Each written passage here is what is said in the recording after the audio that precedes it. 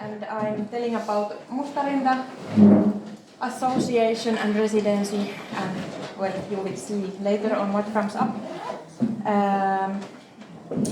Yeah, it's placed in Hyrynsalmi.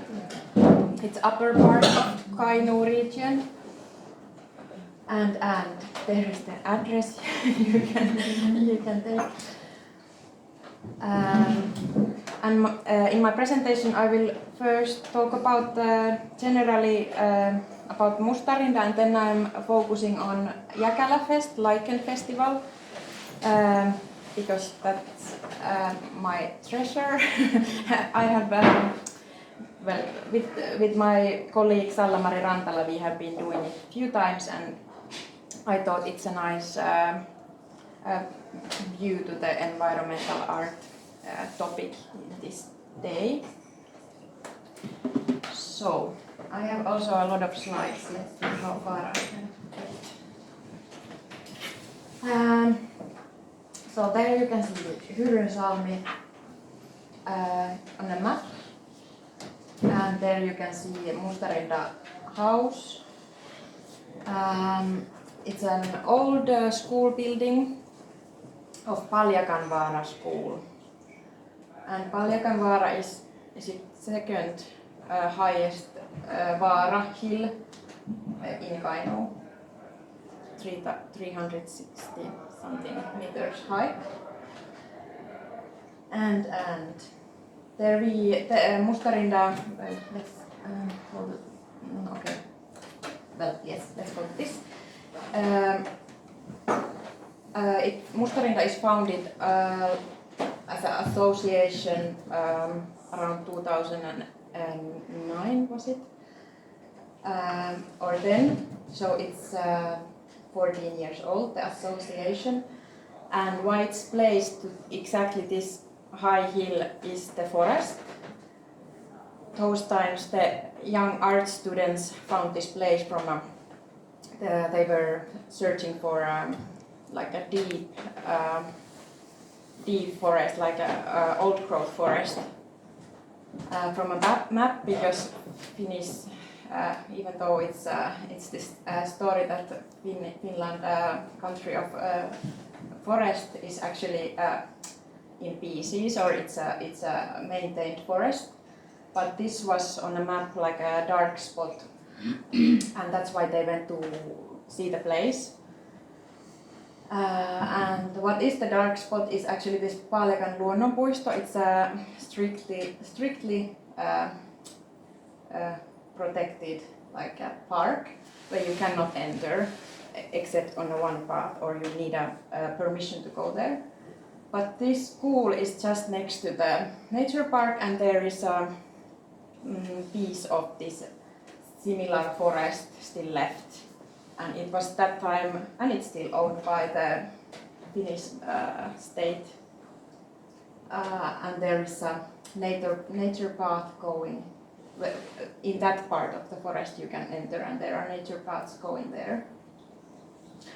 And where comes this Mustarinda word?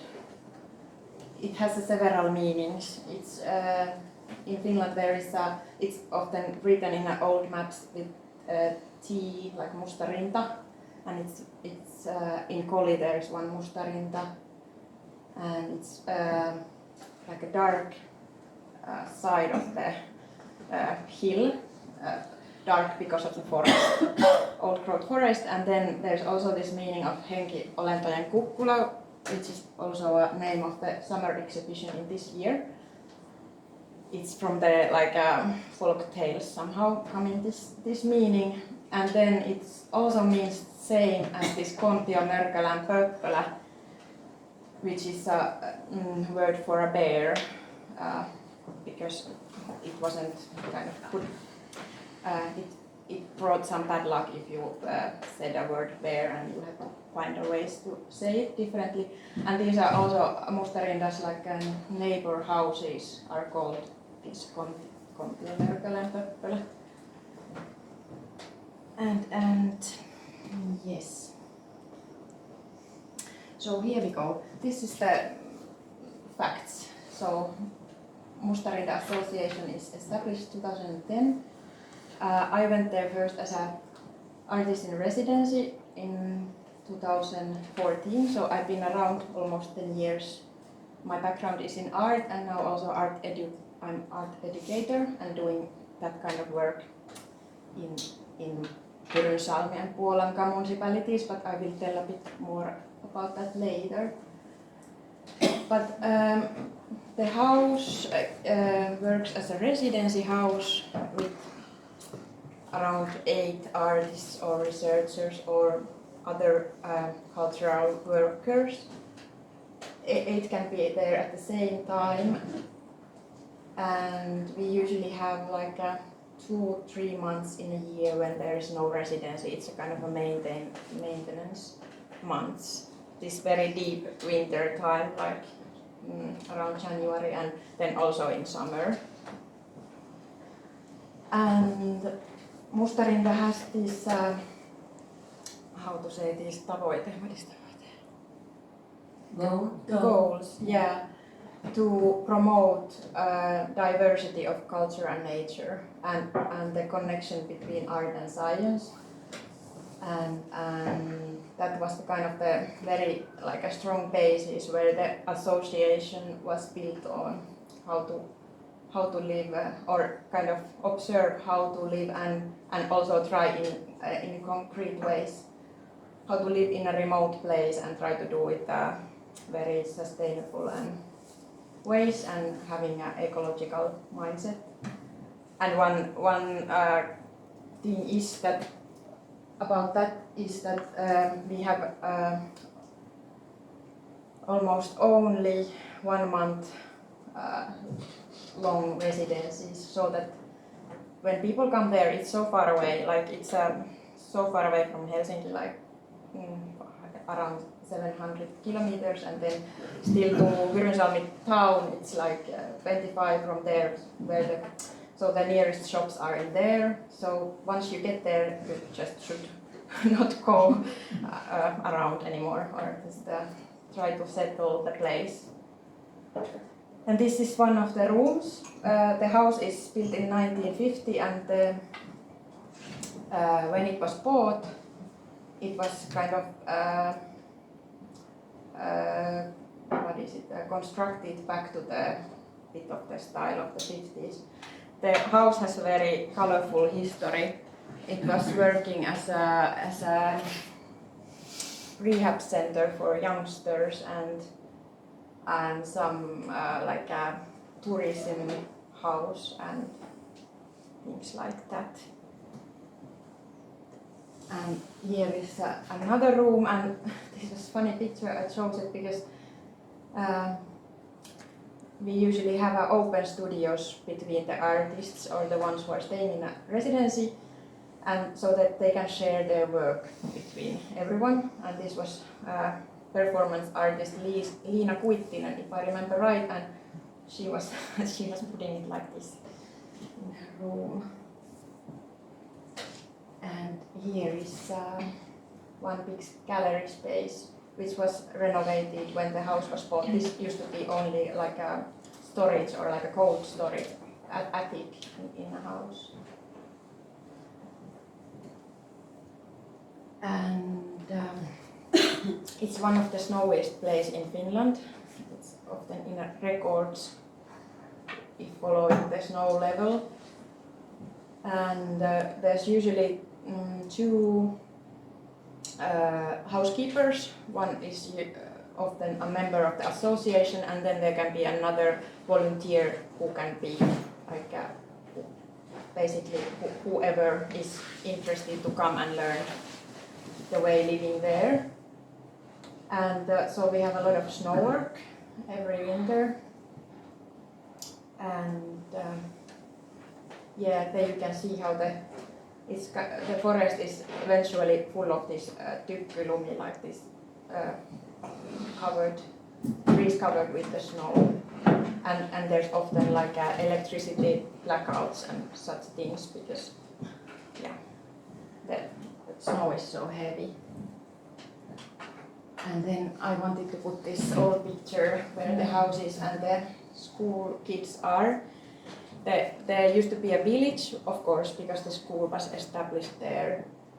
Nowadays it's almost empty. There are a few like permanent neighbors and inhabitants, but they are the ones who went to school there. So we have these like a house events. Like tomorrow there is an open house event, and we often get the neighbors there, and they are sharing the stories. And it's a nice place, a nice way to settle to a place. I've been thinking this a lot because you can create quite a bubble if you come from an art world like abroad or Finland to a house together. And it's lovely. I have experienced it, but then on the other hand, you are not so kind of well rooted to the place in that bubble. So this like communication between the locals is somehow I'm all the time respecting it more to kind of understand the living there better. And this is a summer in Mustarinda. It's short and intensive, but there is a garden, and there used to be a school garden. That was the way, like many schools in Finland had that, and that was again built in 10 years ago actually, the garden. And here is the not so clear map what Mustarinda means, but what this tries to show is that there is it's often talked about the residency, but there is so many other things happening, or it's kind of connected to this. There is these ecological values and the nature protection. And there's a publication. There's events and seminars and a lot of workshops happening, and then art and environmental art exhibitions. And it's mainly working with the volunteer work. We have one full-time employee, and then I'm a half-time, and then there's another one, and now also another one. So we are actually 4 people, but only one is the full-time worker, and everything like running the residency is mainly happening with the volunteer work still, and it's a challenge to settle the finances in this kind of field, as probably everyone knows. But what I'm focusing more today is this like a public work with the locals and events and workshops. And there's the first this Sinipyrstö-hanke. That's where that I'm working for now as an art educator, and then I have a environmental educator with my colleague, or as my colleague. Sinipyrstö is a bird that comes in these moments to the old growth forests. It's a rare species, and we wanted to choose this for our project name because it wants to live in the remote spots and near the old growth forest. It's a first 3 years EU project that Mustarinda got, and we are working. It's about like eco-social well-being through art and nature actions, or how to say. So that's now one big project for Mustarinda, and then there's all these other stuff happening we are doing art camps for the kids and this education work, and then many other things there. There's also mentioned this Jäkälä Fest where I'm heading to. But here is a few examples of things happened in Mustarinda. One environmental art piece in 2013. This is a small swamp inside the forest, and there was sound coming from the Parliament House from Helsinki when they were discussing about the new forest law or environmental law, and it was played for the forest. And this is a sexy Hullut band playing in one opening. This is the old barn house, and it's been renovated to work as a events and dirty work, also bigger sculpturing and stuff like that. And this was very, or maybe the biggest project that Mustarinda has done, and maybe last that big project because it took so much resources, but it was very like a memorable thing.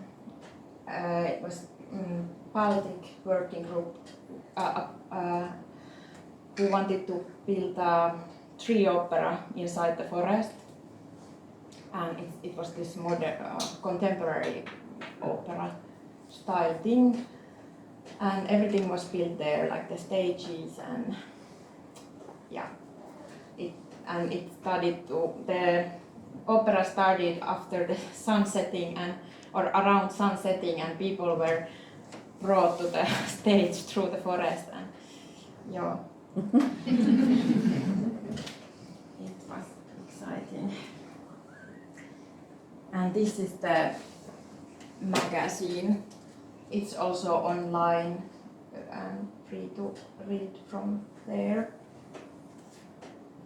There is like a curatorial group that works for one edition, and then there is themes in every magazine.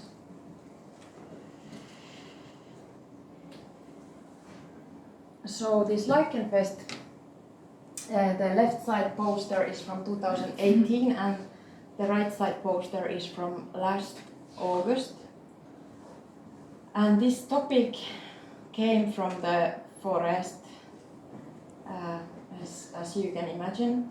And because when staying in Mustarinda, you are so surrounded by the life and kind of the thickness of life. Everywhere so many life in so many levels in an old growth forest, and then you start to get a lot of ideas what could we do here or what could happen here. And then here is Sallamari Rantala and me, who started to dream about the festival around very small living beings, and that we want to make a project around those. And we have like a biologist also coming often to the house because there are so rare species in a forest, so we had a good connections to the biologists to ask about the species, and kind of our target was to focus on the small scale life, but also to kind of to investigate what we have very near us, kind of we would see that, and that we would be kind of very site specifically work with those. So here we are looking at some lichen, and for example this will, and it's like for me it's like a dream job to do something like this, because I feel that I learned so much about the forest life. Like for example this aarnisammal, which glows in the dark. It grows in a when the tree falls down and the roots come up, and then you can try to find the little tunnels from the roots. Well, this is moss actually, sammal, but we had also some fungi and moss and lichen in this first festival theme. And then we were learning to look with the loops, and yeah, it's like endless patterns and everything that can be found from there. So we wanted to combine these things like art and the place and the biodiversity or the forest life, and then we kind of created the program around those thoughts. And in the first Lichen Fest, here is my colleague Riitta Nyyskä-Nykänen, who I work with now in this Sinipyrstö project, but she is our Mustarinda's kind of the this old wise neuvonantaja and the person who knows everything about the forest. She's been working in that field all her life, and she's giving tours or kind of these guided tours to the forests. And here also it happened in Lichen Fest. And here was something we built to the nature paths. We wanted to kind of spot species, but then we also had some, and we made those little boards that people could read those. But then we also had this kind of imaginary kind of text. So there were different kind of things you could read while walking the nature path. And here is a soft picture where people are participating art work of Mirko Nikolic and Arendse Krappe, and they had created this experimental and walk and listening, and this happened at the same time when we were doing it in a forest in Hyrynsalmi. They did it with Arendse in Brazil in some forest, I don't remember anymore. So there was this kind of thing, and then there was some music gigs. There's Antti Tolvi playing outside. Yeah, so this was the first Jäkälä Fest year, and then there came Corona, and then we had once Lichen Fest for kids, for school kids, and we invited them to the forest. But now I'm jumping onwards with these years and go to the next or the last August, when we were again working with Sallamari with the Lichen Fest, and we wanted to do it this time about with the geology of the place. We are in Mustarinda next to the hills, and it's quite dramatic, the landscape in a way, and but we didn't know much about it. It was somehow quite unknown thing, but we wanted to learn more, and that was the starting point for that event. And then we learned this word that we are talking about the biodiversity, but actually under that is geodiversity. We found few geologists to work with, and this Elina Lehtonen was telling, kind of teaching us that actually everything is just the geology effects to everything, how the water goes and what minerals are in a place when the plants are growing and such. So it started to be super interesting. Here is on the left side this quartzite stone, which can be found many places in near Mustarinda. It's the main stone there, and on the right side is this green stone, the oldest stones you can find from Finland, and this is from Kuhmo, the east Kainuu area. So that's about it. And then there is a map about these different stones, grounds, how they are moving there. And it's a bit difficult now to see this, but Paljakan luonnonpuisto is quite low, and it's this yellow saying kvartsi, dioriitti and kvartsiitti. And finally, when looking about the maps, it's so kind of nice to start to understand how the landscape actually forms. And there goes this yellow stripe, and it's this chain of the hills that goes towards the north from Mustarinda or Paljakanvaara. And here is the view tower spot, and this Isotuomivaara is the one you can see there far away, and it's the highest hill in Kainuu. And the forest is mainly the spruce forest in Paljakanvaara. It's super thick, and all these trees can be something like 400 years in there. So the program last time was made with the artists. We had Laura Vesamaa as an artist guest, and then there is this Elina Lehtonen in a dark clothes, who is a geologist, and then there's Riitta Nyyskä-Nykänen, biologist, and then Panu Vuotari, theater maker.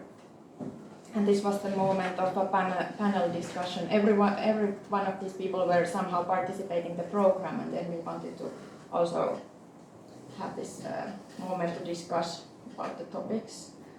Panu has been working with the mining, like a documentary theater about the minings in Kainuu.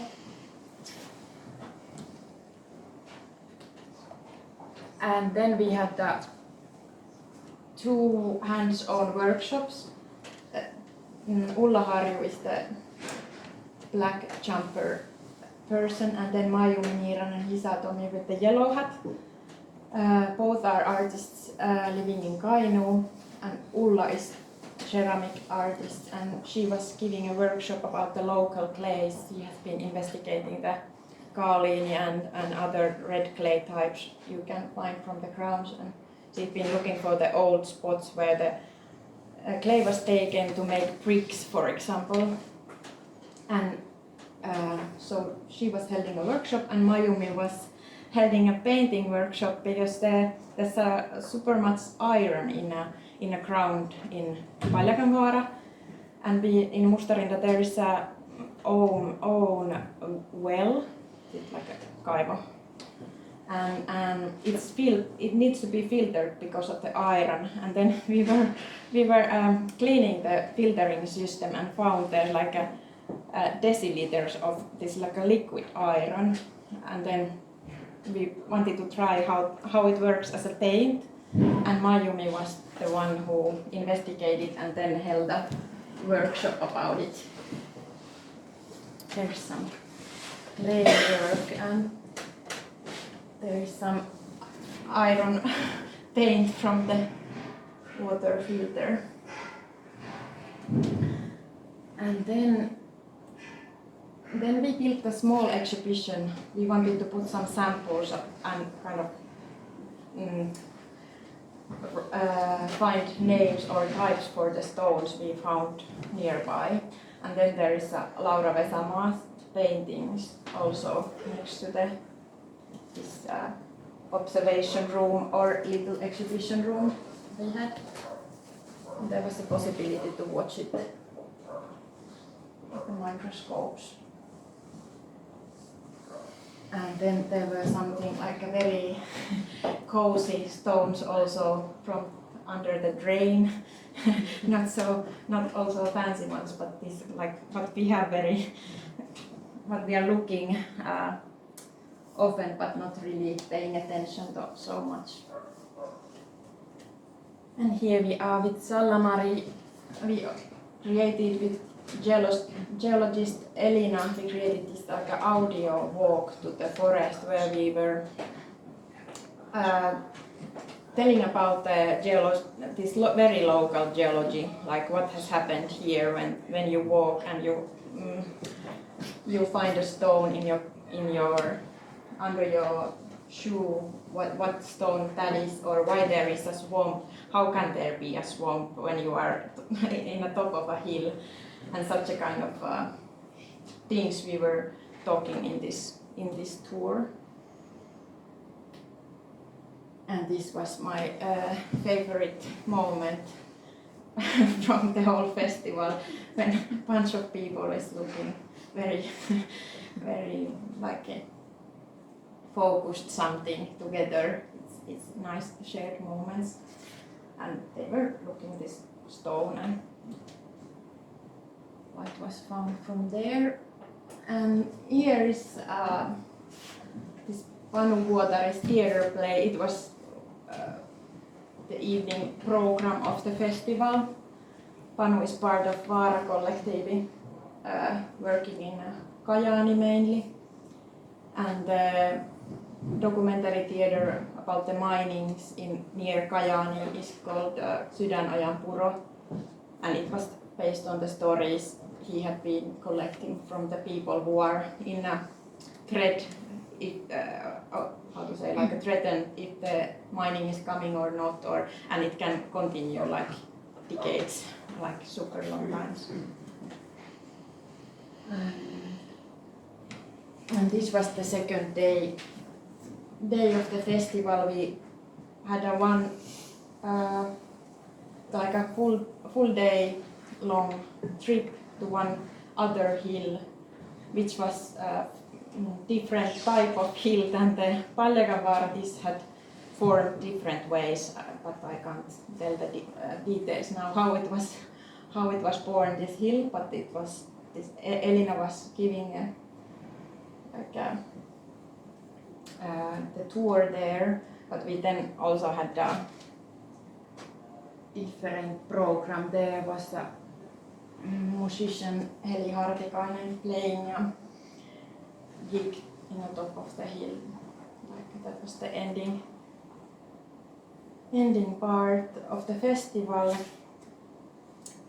And then I'm having there's some names from the picture, but then I was when I'm in Oulu, and it's this Oulu 2026 year coming. I could end the presentation with a little info how it's affecting to Kainuu, because Kainuu municipalities are also part of the